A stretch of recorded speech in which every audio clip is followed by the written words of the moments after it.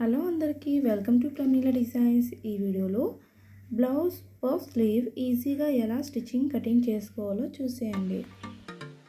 ముందుగా hand length 9.5 ఇంచులు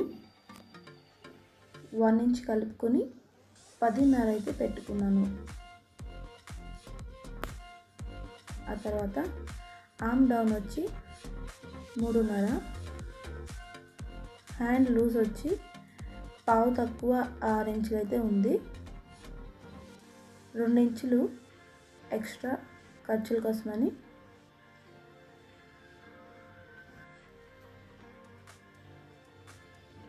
లోతు అయితే తీసుకోవాలి. ఇప్పుడు ఆర్మ్ హోల్ దగ్గర కట్ చేసుకొని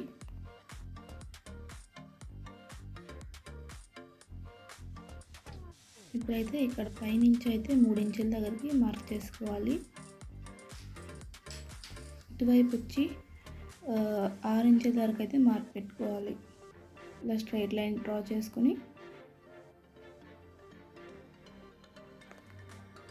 ఇప్పుడైతే ఇలా ఓపెన్ చేసి మళ్ళీ ఫోల్డ్ చేసుకుంటే ఇలా వస్తుంది. మార్కింగ్ ఒకసారి చేసుకోవాలి. మెయిన్ క్లాత్ పైన పెట్టి 1/2 ఇంచ్ వదిలేసి స్టిచ్ వేసుకొని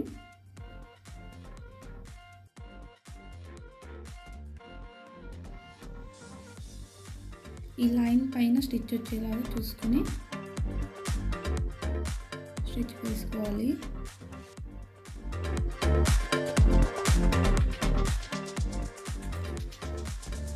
½ ఇంచ్ వదిలేసి కట్ చేసుకోవాలి.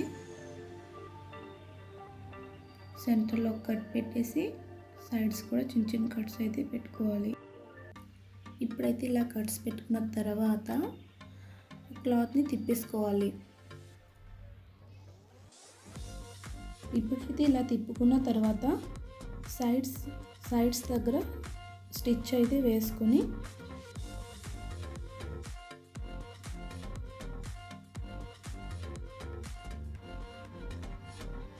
ఇటువైపు కూడా స్టిచ్ వేసుకున్న తర్వాత సైడ్స్ మొత్తం స్టిచ్ వేసేయాలి. ఎక్స్ట్రా ఏదైతే ఉందో అది కట్ చేసుకున్న తర్వాత నెక్స్ట్ ఇప్పుడైతే శారీ క్లాత్ తీసుకొని ఇది 20 ఇంచెస్ ఉంది ఈ క్లాత్ లెంత్. ఇంకా ఇటువైపున 8 ఇంచులు ఇలా రెండు వైపున కట్స్ పెట్టుకున్న తర్వాత 8 ఇంచుల దగ్గరికి ఇంకొక మార్క్ పెట్టుకొని 2 ఇంచుల దగ్గరకు అయితే మార్క్ పెట్టుకోవాలి.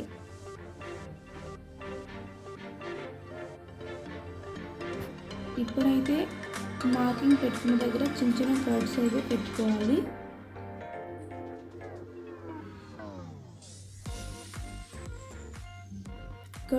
కట్ పెట్టుకున్న తర్వాత దీన్ని ఓపెన్ చేసుకుని ఈ సెంటర్ పాయింట్ ఉంది కదా అక్కడ అన్ని కట్స్ పాయింట్ అన్నీ ఒక్క దగ్గర తెచ్చుకోవాలి. ఇలా కట్స్ పాయింట్ అని ఒకే దగ్గర తెచ్చి ఒక స్టిచ్ వేసుకుని ఇటువైపు కూడా సేమ్ అదే విధంగా ఆ తర్వాత ఇలా ఒక్కొక్క కట్ పాయింట్ని ఒక దగ్గర తెచ్చుకోవాలి. చూడండి ఇలా తెచ్చుకున్న తర్వాత ఇప్పుడు ఒక స్టిచ్ వేసుకొని ఇలా స్టిచ్ వేసిన తర్వాత దీన్ని మంచిగా సెట్ చేసుకుని పిన్స్ పెట్టుకోవాలి.